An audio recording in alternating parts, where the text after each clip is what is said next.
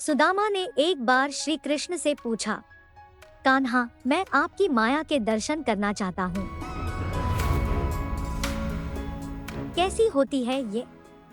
तब श्री कृष्ण ने टालना चाहा, लेकिन सुदामा की जिद पर श्री कृष्ण ने कहा, अच्छा सुदामा, कभी वक्त आएगा तो बताऊंगा। एक दिन कृष्ण कहने लगे, सुदामा आओ गोमती में स्नान करने चले। दोनों गोमती के तट पर गए, वस्त्र उतारे, दोनों नदी में उतरे। श्री कृष्ण स्नान करके तट पर लौट आए, पीतांबर पहनने लगे। सुदामा ने एक और डुबकी मारी तो भगवान कृष्ण ने उन्हें अपनी माया का दर्शन करा दिया। सुदामा को लगा नदी में बाढ़ आ गई है, वह बहे जा रहे हैं। सुदामा जैसे तैसे घाट के किनारे रुके, घाट पर चढ़े और इधर उधर घूमने लगे। नमस्कार मेरे प्यारे दोस्तों, मेरा नाम है सोनिया और सकल ज्ञान परिवार में आपका फिर से एक बार स्वागत है। भगवान श्री कृष्ण की लीला अपरंपार है, उनकी माया हमारे सोच से परे है।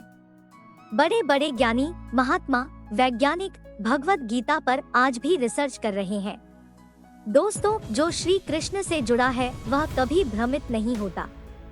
श्री कृष्ण की माया देखना चाहते हो तो ये सुदामा की कथा लास्ट तक जरूर देखिएगा।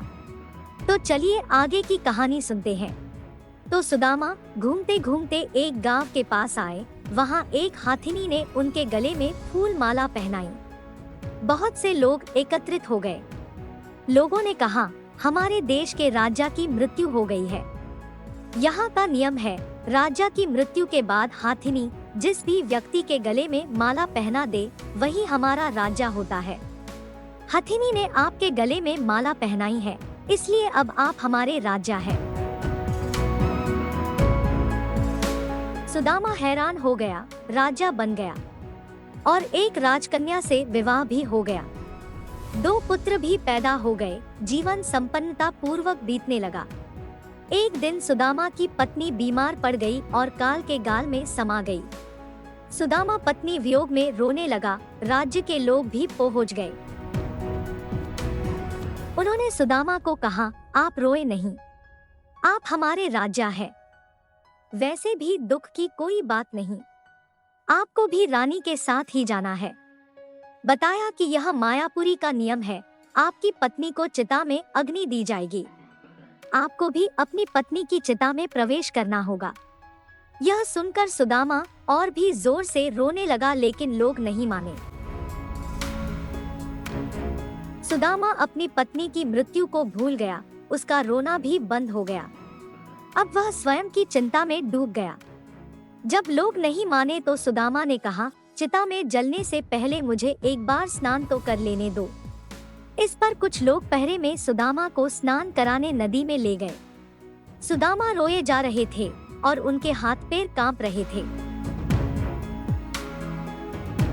आखिर उन्होंने डुबकी लगाई और फिर जैसे ही बाहर निकले तो देखा कि माया नगरी कहीं पे भी नहीं थी। किनारे पर तो कृष्ण अभी भी अपना पीतांबर ही पहन रहे थे और सुदामा एक दुनिया घूम आए हैं। सुदामा नदी से बाहर निकले, साथ ही जोर जोर से रोए जा रहे थे। श्री कृष्ण ने सब कुछ जानते हुए भी अनजान बनकर सुदामा से रोने का कारण पूछा।